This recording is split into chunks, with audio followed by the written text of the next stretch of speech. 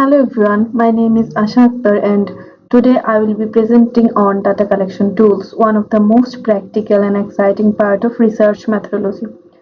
Because honestly, having a great research question means nothing if you do not know how to go out and collect the right data. Today we will cover three sections: primary data collection tools, participatory data collection, and collection of secondary data.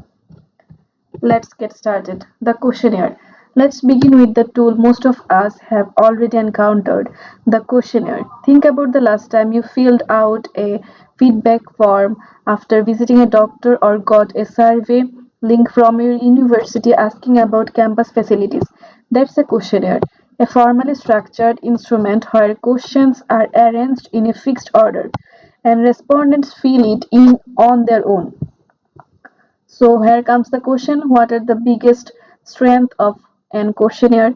It's it is cheap and it reaches thousands of people at once, and there is no interviewer present to influence answers. But here's the problem. Once you send it out, you lose all control. People might not return it. They might skip questions or misread them entirely. And you simply cannot dig deeper into the interesting answers. That's why every good researcher runs a pilot survey first, a small trial run before distributing to the full sample. It saves a lot of embarrassment later. The schedule and design principle. Now, the schedule might look like a questionnaire, but here's a key difference. Imagine a government census worker knocking on your door, sitting down with you, and asking you questions while writing your answers themselves. You never even see the question sheet. That's a schedule, and Bangladesh's national population census use exactly this method. It requires trained enumerators and is more resource intensive, but it dramatically reduces misunderstanding. And whether you are designing a questionnaire or a schedule, six design principles must guide you. The form must suit your objectives. Questions should flow from simple to complex. Wording must be clear and jargon free. Control questions verify consistency. Always offer a don't know option, and presentation must be clean and professional. Skips any of these and your data quality suffers. Interviews allows deeper understanding through direct communication. Personal interviews provide detailed insight, while telephone interviews are quicker but limited. Depth interviews are used to explore hidden motivation and attitudes. Observation method. The observation method collects data by watching behavior rather than asking questions. It is useful for studying real life actions, but people may change behavior if they know they are being observed, which affect accuracy. The participatory approach. Participatory research focus on learning from people rather than only collecting data. The EMIC perspective represents the insider view, while the ETIC perspective represents the outsider view. Participatory method emphasizes the EMIC approach where communities explain their own realities. PRA exercise. Some key tools include PRA, that means participatory rural appraisal. Examples are transact work, social mapping, wealth ranking, and seasonal calendar. These tools allow communities to actively share their knowledge and experience. Other tools include mobility mapping, Venn diagram, pairwise ranking, and FGDs, focus group discussions.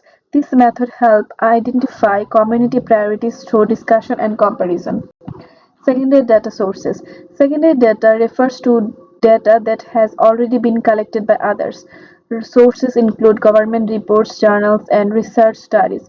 It saves time and cost, but requires careful evaluation. Now, the evaluating secondary data. Three critical criteria. Three questions must be asked before trusting any secondary data. First, reliability. Who collected and can we trust them? Were proper method used? Was there any clear bias? Second one is suitability. Does it accurately fit this study? Are definitions and time periods compatible with what we are researching. A poverty dataset from 2005 may be completely unsuitable for a 2024 study. Third one is adequacy. Is it complete enough? Are there missing values or gaps that would distort findings? The rule is simple. Never use secondary data without verifying all three criteria, but never discard a reputable sources without good reason either.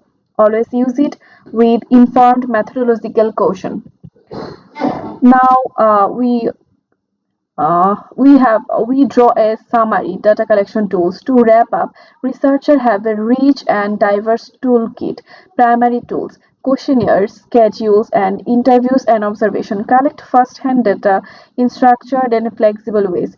Participatory tools grounded in the EMIC insider perspective through PRA exercise and FGDs place analytical authorities with the community, capturing truth no conventional survey can reach. Secondary data offers cost effective access to existing information but must always pass the three tests of reliability, suitability, and adequacy. No single tool is perfect. The right choice depends on your research quotient, your resources, and community you are working with. Thank you so much for listening, and I am happy to take any question.